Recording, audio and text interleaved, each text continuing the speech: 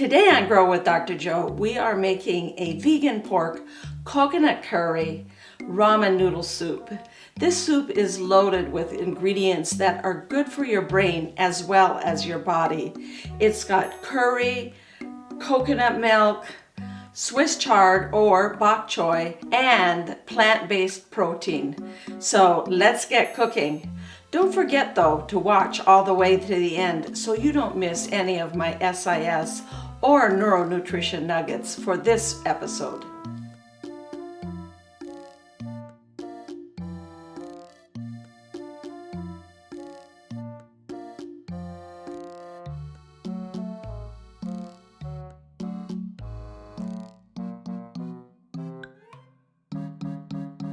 We are going to start by cooking the ramen noodles for this vegan pork coconut curry ramen noodle soup. Start with about a 3-quart kettle, fill it about halfway full of water, and bring it to a boil on a high heat. Add a teaspoon of salt and then your ramen noodles. These ramen noodles are Asian ramen noodles that I purchased on Amazon. You can also get them at an Asian food store. As you can see, they are flat and white. If your ramen noodle is yellow, it may have eggs in it, so look for the white ramen noodles as they don't have eggs. Once your noodles are cooked al dente, then take them off the heat and drain them. Save about 3 cups of your water from your ramen noodles because you are going to use that later on in your soup.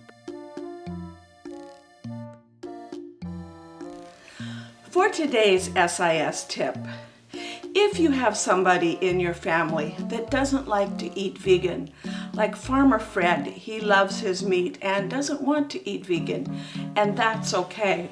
What I do when I make a vegan recipe is I cut the recipe in half and I put meat or dairy in his half of the recipe and use vegan in my half of the recipe. For this recipe, I simply substituted regular pork for the plant-based vegan pork that I used in the recipe. The rest of the recipe I didn't change because you can't really tell the difference between the meat-based seasonings and the vegan-based seasonings.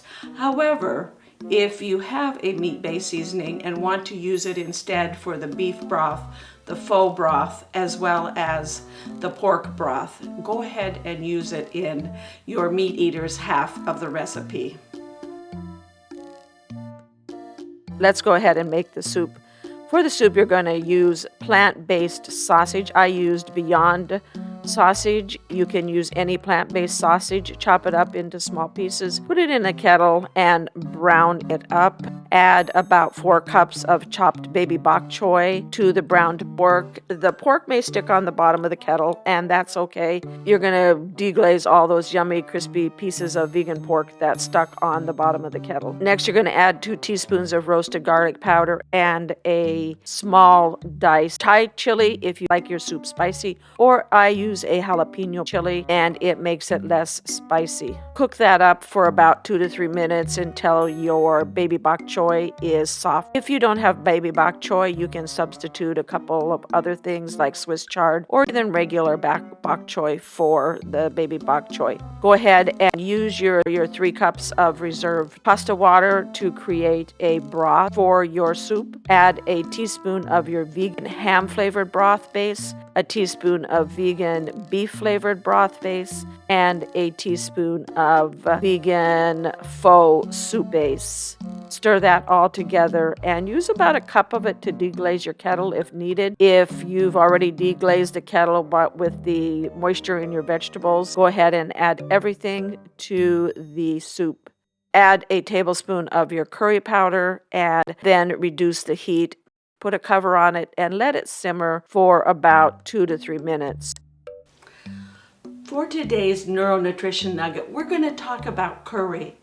If you love curry, then you are going to be delighted to learn that curry is not only delicious, but it has some really important brain health benefits.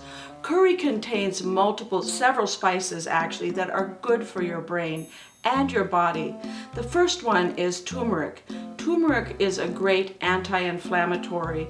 If you have inflammation anywhere in your body, turmeric will help with that inflammation. It's important also for inflammation within the brain due to free radicals. It can help protect against the damage of free radicals, reduce the inflammation, and help with cognitive function as well as memory. The second ingredient that is in curry is cumin. Cumin has been shown in studies to both improve memory as well as attention span. In addition to that, cumin is a good source of iron. Iron is important because it carries oxygen on your red blood cells throughout your body as well as to your brain. Your brain is a heavy user of oxygen. It uses more oxygen than any other organ in your body. And the last component of curry is coriander. Coriander has been shown to reduce anxiety and stress in your body. So in addition to tasting delicious, curry has great benefits for brain health as well as overall health and well-being throughout your body. After your soup has simmered for 2 to 3 minutes, go ahead and add 1 14-ounce can of coconut milk, about a teaspoon of salt, and your drained noodles. Cook until the noodles are a little bit more done, or if you like them al dente, just cook until they're nice and hot. Divide the soup among your individual serving bowls. Top that with a nice squeeze of lime. Serve with a lime of wedge on the side and enjoy. Thank you for watching. Please click that like button and subscribe. For this recipe, as well as other great recipes, go to my website at growwithdrjoanette.com.